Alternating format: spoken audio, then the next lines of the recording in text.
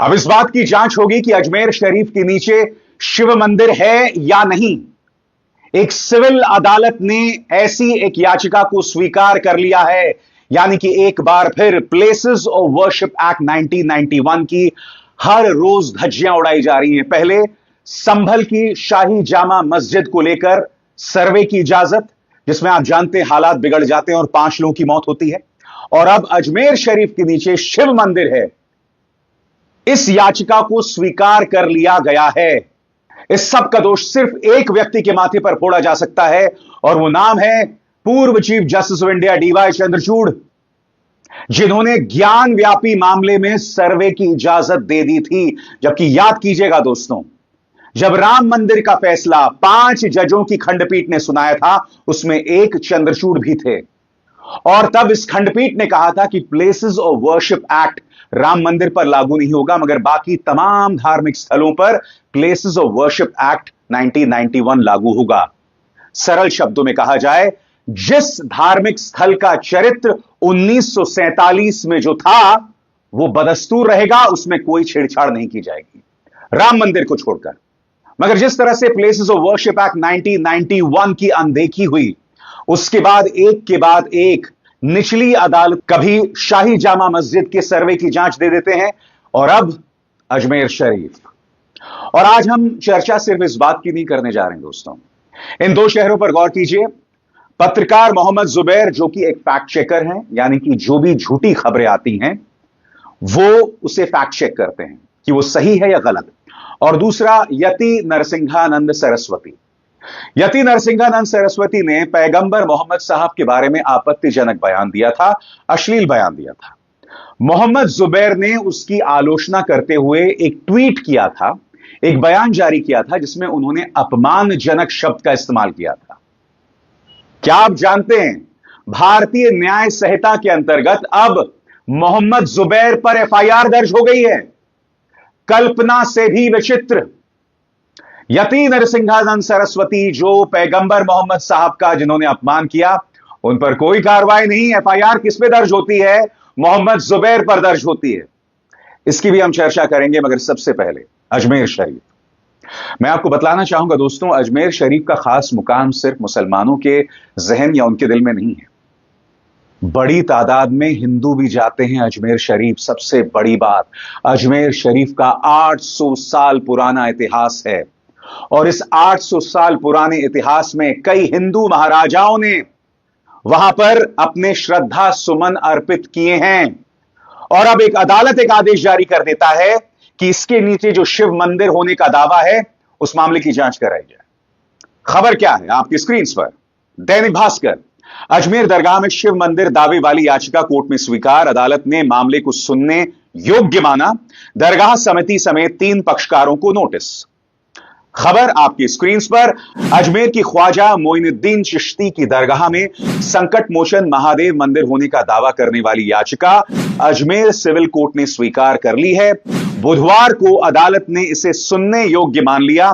हिंदू सेना के राष्ट्रीय अध्यक्ष विष्णु गुप्ता की ओर से यह याचिका दायर की गई थी। अब मैं आपको बताना चाहता हूं कि इस मामले में कई लोगों को नोटिस जारी किया गया है। यह नोटिस किस किस को जारी किया गया है और किस आधार पर जारी किया गया है, इस पर भी गौर कीजिएगा। सिविल कोर्ट ने माइनॉरिटीज यानी अल्पसंख्यक मंत्रालय, दरगाह समिति अजमेर और भारतीय पुरातत्व सर्वेक्षण विभाग यानी एएसआई को नोटिस भेजा है। मामले में अगली सुनवाई 20 दिसंबर को होगी। अब आपके जहन में एक सवाल होगा कि अदालत ने आदेश क्यों जारी किया, किस आधार पर जारी किया, तो इस पर भी गौर कीजिएगा। याचिका में रिटायर्ड जज हरबिलास सारदा की 1911 में लिखी गई किताब अजमेर हिस्टोरिकल एंड डिस्क्रिप्टिव का हवाला देते हुए दरगाह के निर्माण में मंदिर का मलबा होने का दावा किया गया है। साथ ही गर्भगृह और परिसर में एक जैन मंदिर होने की बात कही गई है। यानी कि 2 प्रमाण, पहला आप देख सकते हैं जज हरबिलास सारदा की 1911 की किताब अजमेर, और दूसरा भारत में सूफीवाद का इतिहास। इन 2 मुद्दों के आधार पर इस जांच के आदेश दे दिए गए और जाहिर सी बात है दोस्तों, अजमेर शरीफ दरगाह समिति ने इसका विरोध किया है। उन्होंने क्या कहा है कुछ देर बाद, मगर उससे पहले मैं आपको एक बार फिर याद दिलाना चाहूंगा कि मोहन भागवत ने अब से कुछ महीनों पहले क्या कहा था कि हमें हर मुस्लिम धार्मिक स्थल के नीचे या हर मस्जिद के नीचे शिवलिंग तलाशनी नहीं चाहिए। सुनिए उन्होंने क्या कहा था। ठीक है, प्रतीकात्मक कुछ हमारी विशेष श्रद्धा थी, ऐसे स्थानों के बारे में हमने कहा, लेकिन रोज एक मामला निकालना नया, यह भी नहीं करना चाहिए। हमको झगड़ा क्यों बढ़ाना है? ज्ञानवापी के बारे में हमारी कुछ श्रद्धाएं हैं, परंपरा से चलती आई, हम कर रहे हैं, ठीक है, परंतु हर मस्जिद में शिवलिंग क्यों देखना? और बात वहां नहीं रुकती है। भारतीय जनता पार्टी के पैरोकार पत्रकार रजत शर्मा ने बाकायदा एक कार्यक्रम किया था जिसमें उन्होंने संभल के मामले में जिस जज आदित्य सिंह ने जो फैसला लिया था उसकी आलोचना की थी। सुनिए रजत शर्मा ने क्या कहा था। संभल में मंदिर के नाम पर जो हुआ, जिस तरीके से हुआ, वो दुर्भाग्यपूर्ण है। कोर्ट ने बिना दूसरे पक्ष को सुने याचिका को मंजूर कर लिया, सर्वे का आदेश भी दे दिया, 2 घंटे में सर्वे शुरू भी हो गया और रिपोर्ट भी बन गई। इतनी जल्दबाजी की क्या जरूरत थी? इससे अविश्वास पैदा होता है। अगर किसी को दावा करना भी है तो प्रॉपर तरीके से करे, कोर्ट पे दोनों पक्षों की सुनवाई हो, लेकिन ऐसा हुआ नहीं। जब राम मंदिर पर सुप्रीम कोर्ट का फैसला आया था तो लगा था अब ऐसे और विवाद खड़े नहीं होंगे, लेकिन कुछ लोग हैं कि मानते नहीं। इसीलिए मैंने आपको मोहन भागवत का वो पुराना बयान सुनवाया जिसमें वो कह रहे हैं कि हर मस्जिद के नीचे शिवलिंग खोजना ठीक नहीं है। मोहन भागवत की बात बिल्कुल सही है। हर मस्जिद को मंदिर कहना, हर जगह विवाद खड़ा करना समाज के लिए अच्छा नहीं है। तो ये बात कोई और नहीं, मोहन भागवत कह रहे हैं, और मोहन भागवत के बयान का हवाला कोई और नहीं, रजत शर्मा दे रहे हैं। मगर मानो एक तूफान सा आ गया है दोस्तों। तमाम मस्जिदों के नीचे मंदिरों को तलाशने, शिवलिंग को तलाशने की कोशिश शुरू हो गई है, और इसमें भागीदार कोई और नहीं, हमारी अदालतें हैं। और इसमें मिसाल किसी और ने नहीं, chief justice of India D Y Chandrachud ने कायम की है। मैं आपको बतलाना चाहता हूं, अजमेर शरीफ में शिव मंदिर की जो तलाश की याचिका को स्वीकार कर लिया है। अजमेर शरीफ ने इसकी कड़े शब्दों में आलोचना की है। उनका बयान आपकी स्क्रीन पर। सारे दावे झूठे और निराधार। अजमेर दरगाह प्रमुख उत्तराधिकारी और ख्वाजा साहब के वंशज नसरुद्दीन चिश्ती ने कहा है, कुछ लोग सस्ती मानसिकता के चलते ऐसी बातें कर रहे हैं।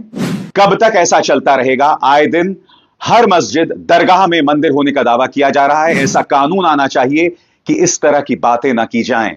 ये सारे दावे झूठे और निराधार हैं। सुनिए क्या कहा जा रहा है अजमेर दरगाह समिति की तरफ से। देखिए, ख्वाजा मोइनुद्दीन चिश्ती रहमतुल्लाह अलैह की दरगाह जो है वो एक कम्युनल हार्मनी का, डाइवर्सिटी का और सांप्रदायिक सौहार्द और प्लूरलिज्म का प्रतीक है।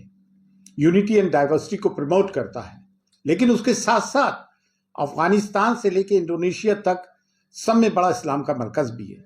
इसकी करोड़ों अरबों अनुयायी हैं। तो ये कोई तमाशे वाली बात तो है नहीं कि ये रोज रोज का तमाशा होता रहेगा, हम सहते रहेंगे। अभी इन्होंने 3 पार्टीज को जो है नोटिस भेजा है। 20 दिसंबर को इनकी तारीख है। एक ASI archaeological survey of India, ये दरगाह आर्कियोलॉजिकल सर्वे ऑफ इंडिया में तो आती नहीं है, मिनिस्ट्री फॉर माइनॉरिटीज़ में आती है, और मिनिस्ट्री ऑफ माइनॉरिटीज़ में दरगाह कमेटी आती है। तो इन तीनों को नोटिस सर्व किया।